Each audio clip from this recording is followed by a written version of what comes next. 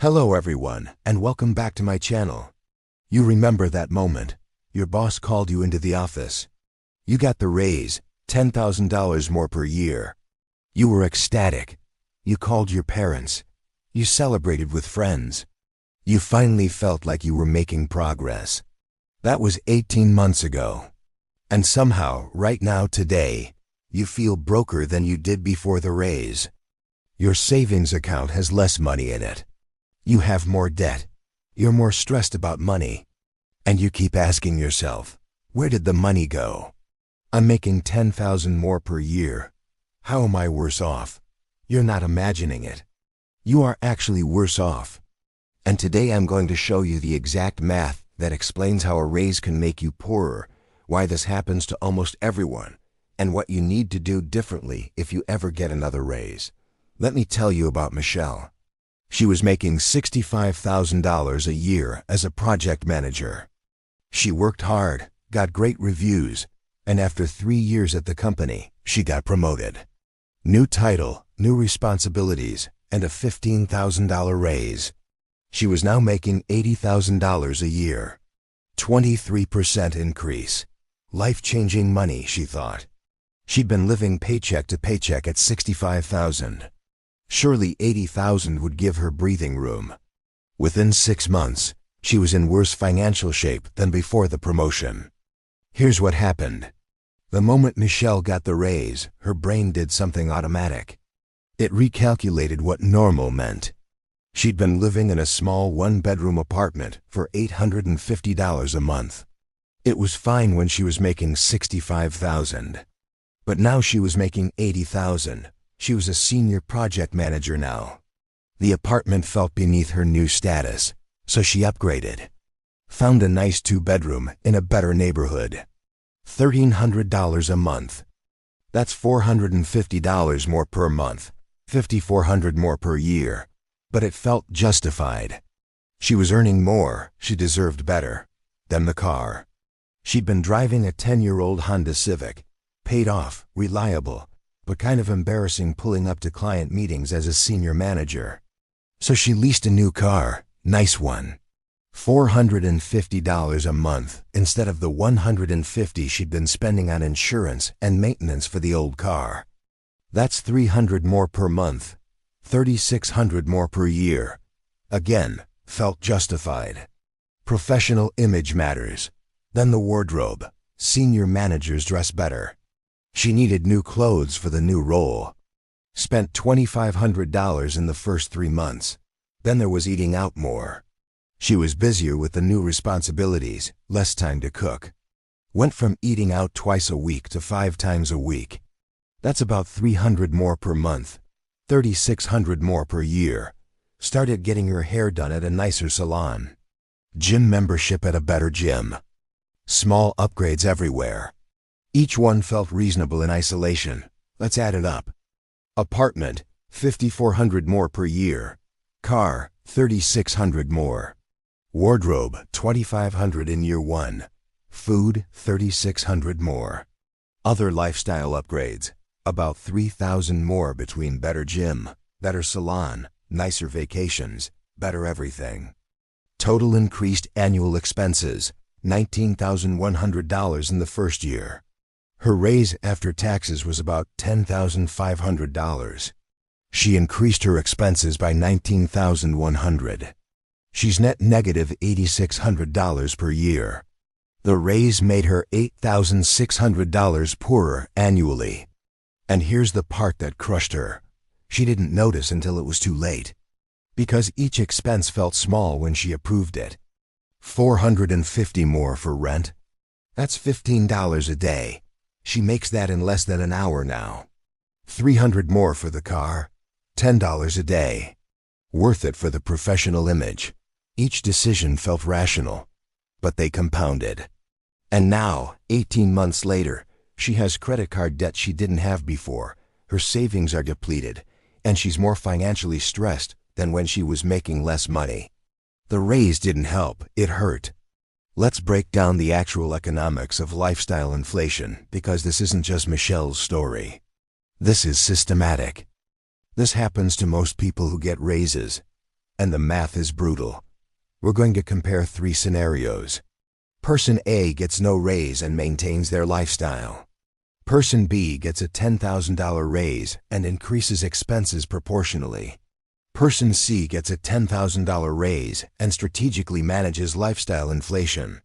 By the end, you'll see why Person C ends up wealthy and Person B ends up broke despite making more money. Person A making $65,000. After taxes, that's about $49,000 take home, or $4,083 per month.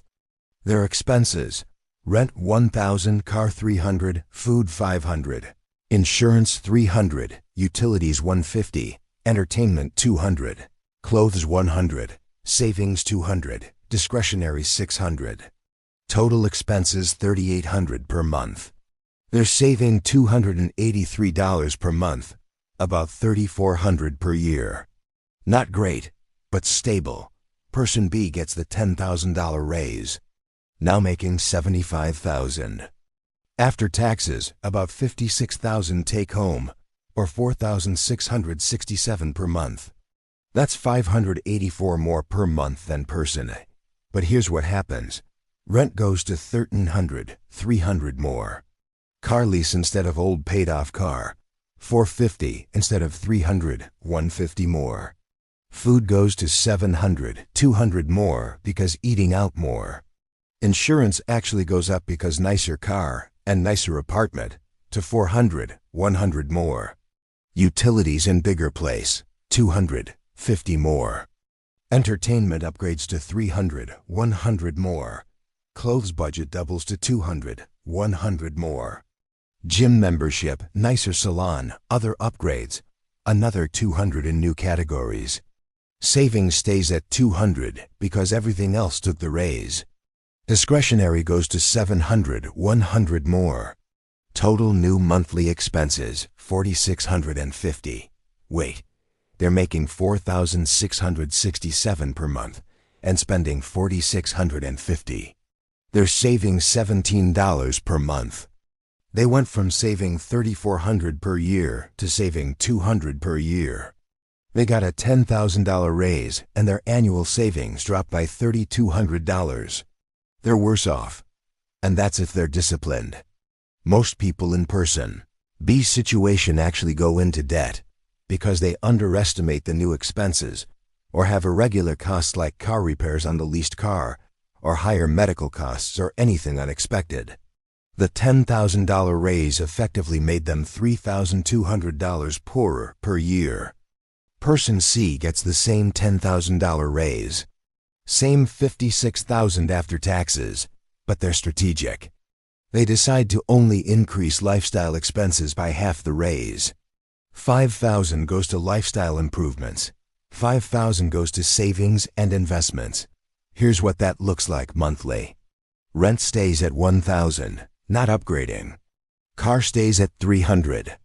Still driving the old Honda. Food goes to $600, $100 more. Eating out a bit more, but not crazy.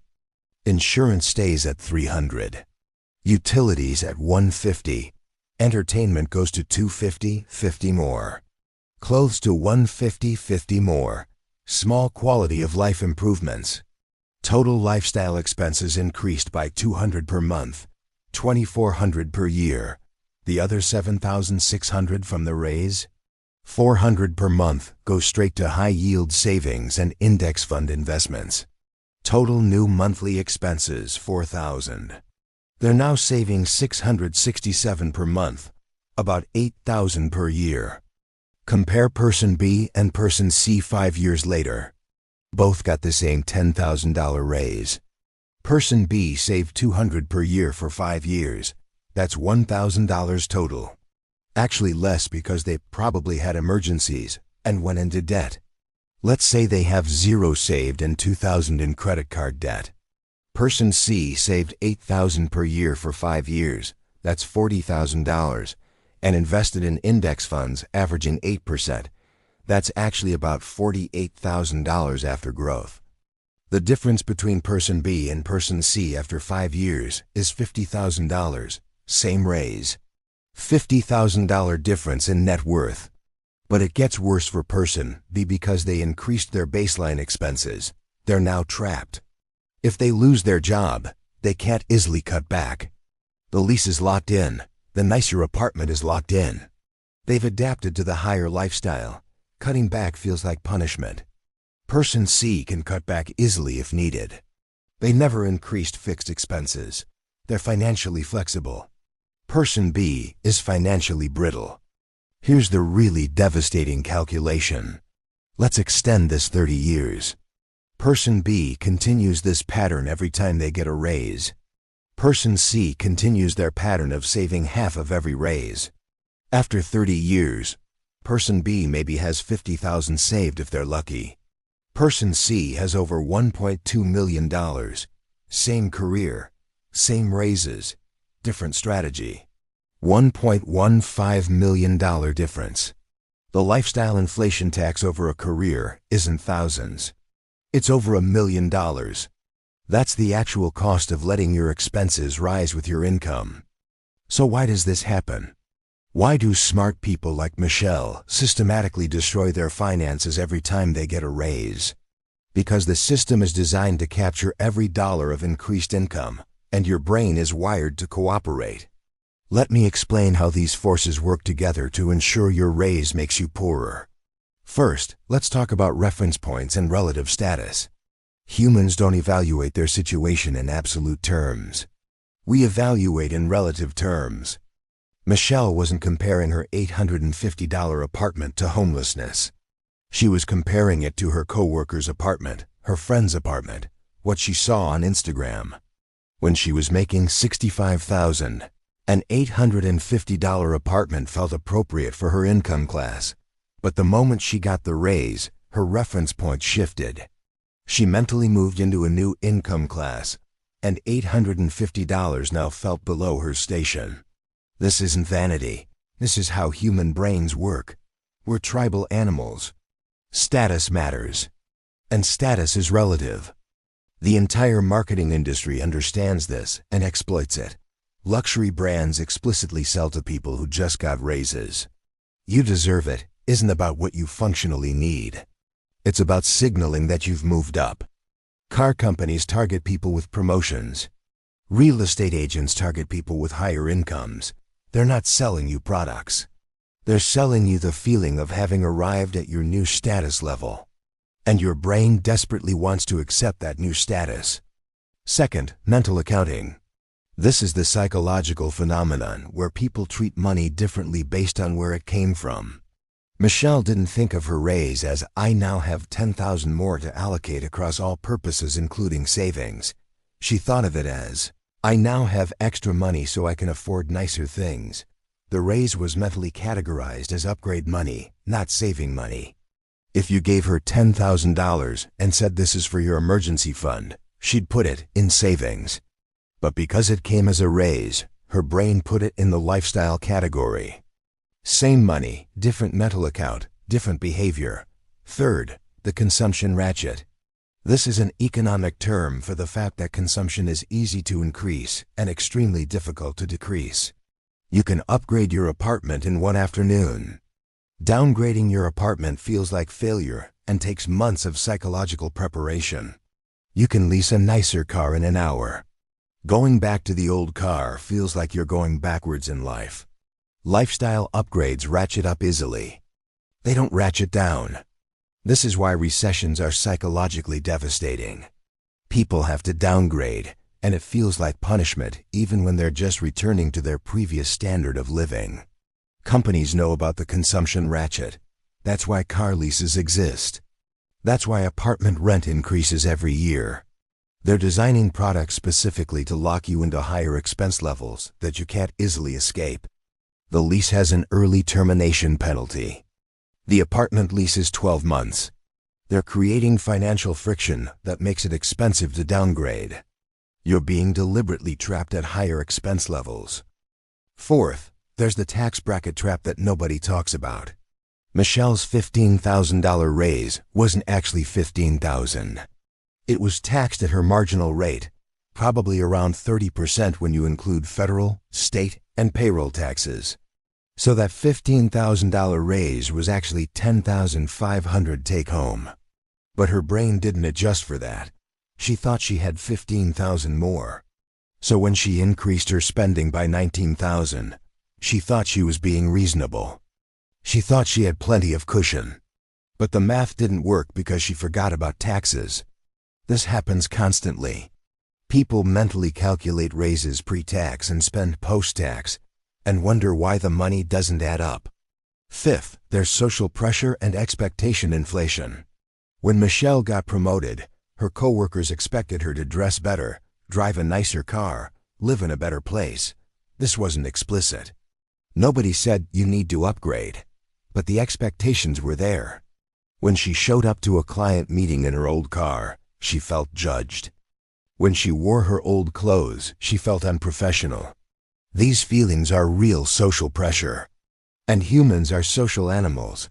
We conform to expectations. The system uses social pressure to force lifestyle inflation. Sixth, the entire economy depends on this. GDP growth requires consumption growth. If everyone who got a raise just saved it, consumer spending would stagnate and the economy would shrink. So there's enormous systemic pressure to make sure raises get spent, not saved. Marketing, advertising, social pressure, product design. Everything is calibrated to convert income increases into spending increases. The system can't allow you to get ahead. It needs you to spend. Your financial struggle is a feature, not a bug. And here's the really dark part. The people designing this system, the marketers, the advertisers, the executives at car companies and real estate firms, they're caught in the same trap. The CEO making $5 million a year has lifestyle inflation too. $5 million houses, $100,000 cars, private schools, everything. They're running the same hamster wheel, just at a different speed. Everyone's trapped. The only difference is the size of the prison. Alright, so the system is designed to capture your raise. Your brain is wired to cooperate, and most people end up poorer despite making more money. What do you actually do? Because telling you, just don't inflate your lifestyle, isn't helpful. You need concrete systems. Here's how to actually make your next raise, make you richer instead of poorer. First, the 50% rule. This is non-negotiable. When you get a raise, 50% goes to lifestyle improvements. 50% goes to savings and investments. Period. Not 60-40. Not 70-30, 50-50. This is the only ratio that consistently works. It allows you to enjoy the raise and feel the improvement while actually building wealth. If you get a $10,000 raise after taxes, $5,000 goes to increasing your lifestyle, $5,000 goes to increasing your automatic savings. Set this up the day you get the raise before you make any lifestyle changes. Second, automate the savings increase immediately. Don't wait. The day your raise hits your paycheck, increase your automatic transfer to savings.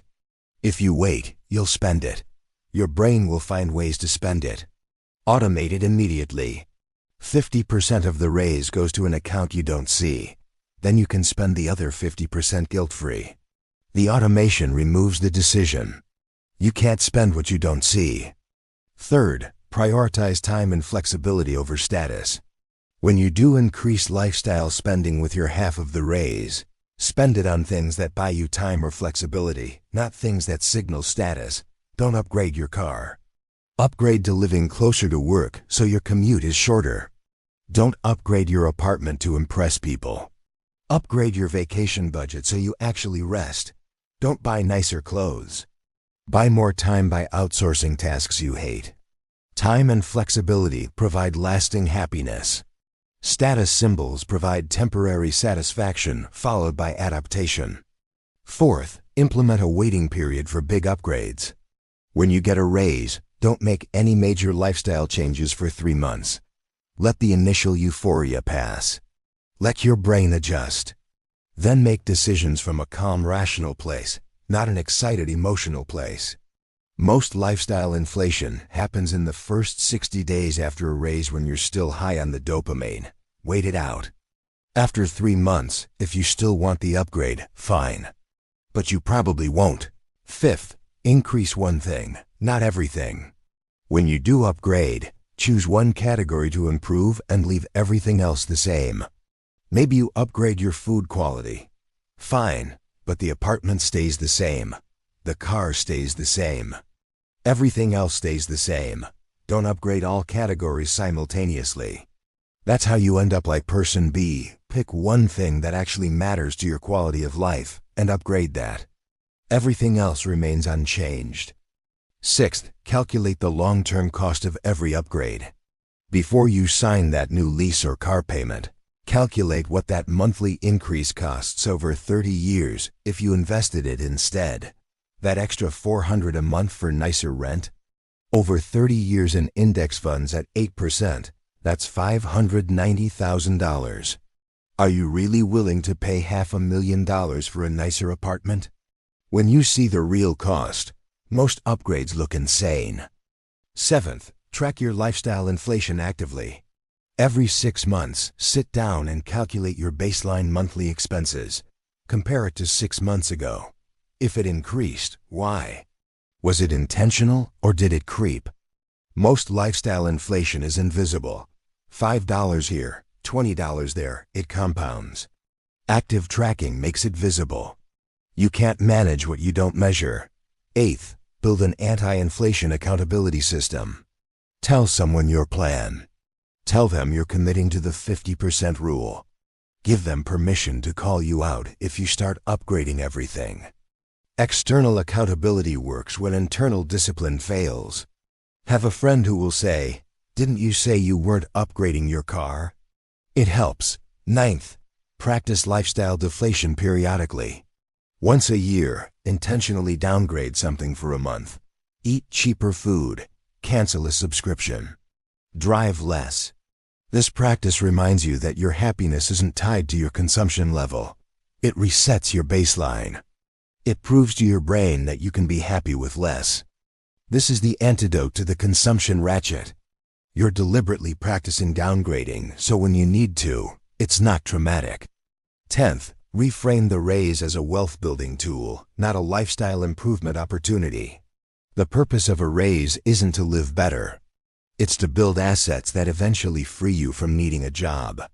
Every raise is an opportunity to accelerate your path to financial independence.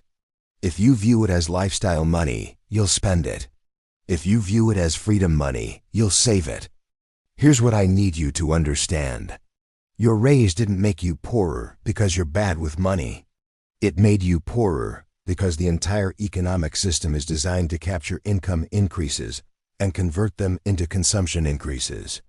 Your brain cooperated because it's wired for status competition and relative comparisons. You never stood a chance without a deliberate strategy, but now you have one. The 50% rule. Automate the savings. Wait 3 months. Upgrade one thing, not everything. Calculate the long-term cost. Track your inflation. Get accountability. Practice deflation. Reframe the raise. These aren't complicated. They're just deliberate. And deliberate beats default every single time. Michelle's story doesn't have to be your story. The next time you get a raise, you can be person C instead of person B.